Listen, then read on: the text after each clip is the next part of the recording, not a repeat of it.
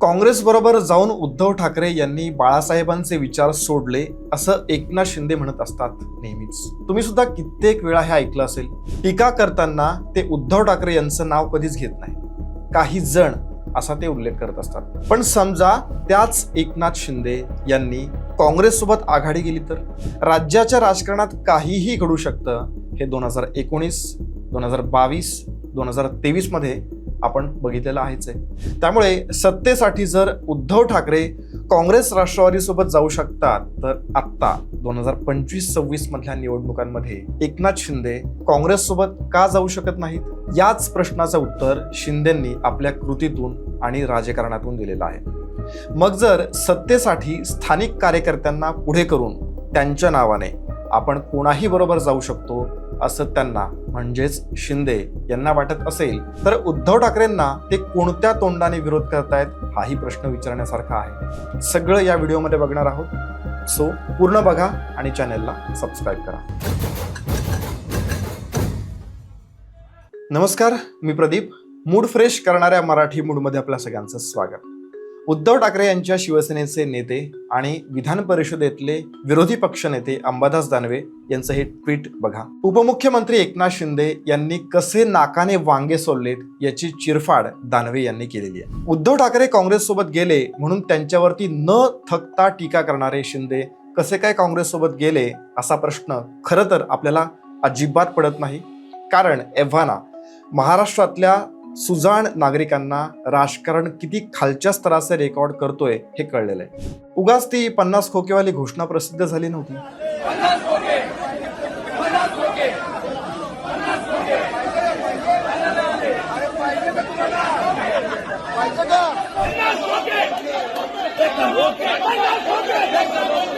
अर्थात त्या घोषणेचा आम्ही केवळ संदर्भ देत आहोत.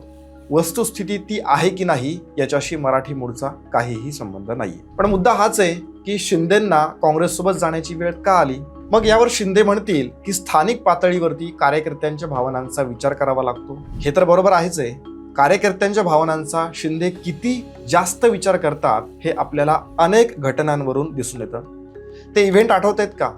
शिवसेनेतून बंड केल्याच्या नंतर सोबत आलेल्या आमदारांतर्फे जे भव्य जाहीर सत्कार झाले ते आपल्या कार्यकर्त्यांच्या भावना जपणारेच होते, नाही का?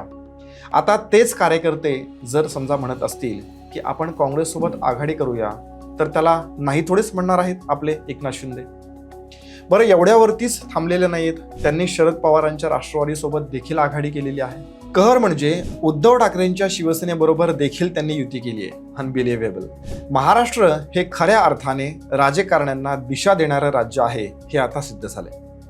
आतापर्यंत ज्या ठिकाणचे अपडेट्स आपल्याकडे आलेले आहेत त्यावरती एक आपण नजर टाकूयात. येवला नगर परिषद, अजित पवार गटाच्या राष्ट्रवादीला म्हणजे जो महायुतीचाच भाग आहे त्याला विरोध केलेला आहे शिंदेंनी. येवल्यामध्ये शिवसेनेची ताकद असताना योग्य तो मान मिळाला नाही म्हणून शरद पवारांच्या राष्ट्रवादीशी युती केलेली आहे एकनाथ शिंदे यांनी. त्यानंतर कराड नगरपालिका, भाजपला हरवण्यासाठी शिंदे सेनेने शरद पवार यांच्या राष्ट्रवादीशी हातमिळवणी केलेली आहे. त्यानंतर कुर्डुवाडी नगर परिषद, भाजपा विरोधी आघाडी इथे सुद्धा झालेली आहे. ही महाराष्ट्राच्या भविष्यातील राजकीय बदलाची नांदी असल्याचं शरद पवारांच्या राष्ट्रवादीचे प्रदेशाध्यक्ष शशिकांत शिंदे यांनी म्हटलं, ज्याची चर्चा सध्या राज्यभर सुरू आहे.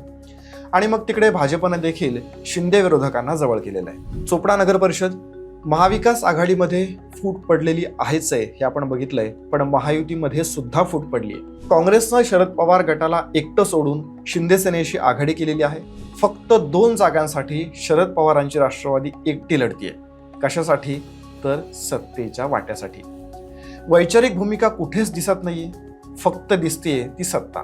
त्यानंतर उमरगा नगर परिषद, हीच ती नगर परिषद आहे जिथल्या ऐतिहासिक आघाडीमुळे चर्चा सुरू झालेली आहे. एकनाथ शिंदेचे फोटो काँग्रेसच्या नेत्यांबरोबर म्हणजेच सोनिया गांधी, राहुल गांधी यांच्याबरोबर झळकलेले आहेत. शिंदे सेना, काँग्रेस, लहुजी शक्ती सेना, त्यानंतर रयत क्रांती आणि मित्र शहर विकास पॅनल असा हा सगळा पसारा या ठिकाणी झालेला आहे. शिंदे सेनेच्या उमेदवाराच्या प्रचारात काँग्रेसचा झेंडा फडकतोय, तर शिंदे सेनेचे आमदार गळ्यात काँग्रेसचं उपकरण घालून घरोघरी प्रचार करतात.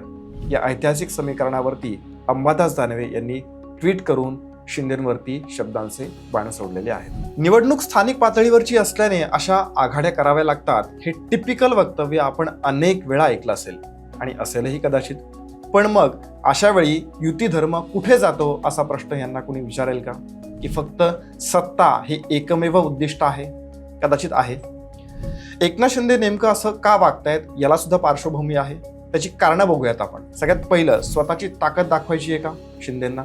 2022 पासून शिंदे हेच करत आलेले आहेत. पण प्रॉब्लेम असा आहे ना की 2024ला ती ताकद कमी पडली आणि त्यांचं मुख्यमंत्रीपद गेलं. पण त्यानंतर त्यांनी जे प्रकार सुरू केले त्याला आता जरा जास्त जोर आलेला आहे.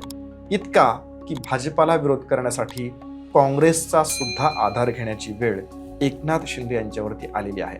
मग भलेही त्या स्थानिक निवडणुका असोत, मेसेज हाच द्यायचा आहे की आमच्यात सुद्धा ताकद आहे आणि आम्ही कोणाबरोबरही जाऊ शकतो. दुसरं कारण आहे भाजपाला इशारा. जागा आणि मान यावरती शिंदेंचा फोकस आहे पहिल्यापासूनच. जागा वाटपावरून नेहमीच शिंदेसेना आणि भाजपमध्ये धुसफूस झालेली आहे. लोकसभा आणि विधानसभेमध्ये आपण ते पाहिलेले सुद्धा आहे. पण अगदीच जाहीररित्या हा वाद आपल्या समोर आलेला नाहीये आणि त्यांनी तो टाळलेला आहे. विधानसभेमध्ये पिछाड झाल्यापासून शिंदे हे देवेंद्र फडणवीसांच्या विरोधात अमित शहांना वारंवार भेटून तक्रारी करतायत आणि आपल्या कृतीमधून भाजपाला इशारे देत आहेत. त्या भाजपाला किंवा त्या देवेंद्र फडणवीसांना ज्यांनी शिंदेंना मुख्यमंत्रीपद दिलं तेच शिंदे आज विरोधकांशी आघाडी करतायत आणि हा सगळा त्यातलाच एक भाग आहे किंवा प्रकार आहे. तिसरं कारण आहे कार्यकर्त्यांना आत्मविश्वास देण्याचा प्रयत्न करतायत एकनाथ शिंदे.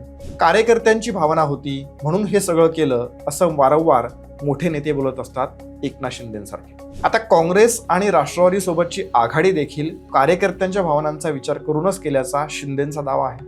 विधानसभेनंतर भाजपा आपल्याला दुय्यम समजते, आपण आपली ताकद या निमित्ताने आता दाखवून देऊ असा आत्मविश्वास ते कार्यकर्त्यांना अशा सगळ्या आघाड्यांमधून देत आहेत. चौथं कारण, भविष्यातली बार्गेनिंग. 2029ला भाजपा सर्वच निवडणुका स्वतःच्या बळावरती लढणार असल्याची चर्चा आहे आणि त्याची तयारी देखील भाजपामध्ये जोरात सुरू आहे. त्यामुळे आपलं अस्तित्व टिकवण्याचा, बार्गेनिंग पॉवरचा विचार शिंदे करत आहेत. आपल्याशिवाय भाजपाला पुढे जाता येणार नाही हा मेसेज त्यांना आपल्या कृतीमधून दाखवून द्यायचा आहे. 2026 मध्ये विधान परिषदेच्या निवडणुकीमध्ये आपल्यासाठी योग्य वातावरण निर्मिती जी काही आहे ती शिंदे करतायत. मान दिला तर सोबत राहू, अन्यथा सत्तेसाठी महाविकास आघाडीतल्या पक्षांबरोबर सुद्धा जायला आम्ही मागे पुढे पाहणार नाही हाच इशारा या निमित्ताने शिंदेंनी भाजपला दिलेला आहे. या सगळ्याचा कितपत फायदा होईल यासाठी आपल्याला थोडी वाट बघावी लागणार आहे.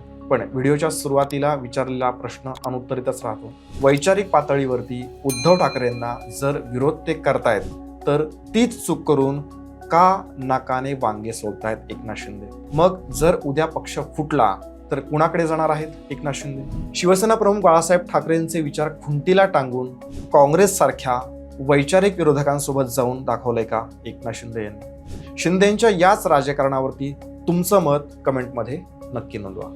या व्हिडिओमध्ये इतकंच. जय हिंद, जय महाराष्ट्र.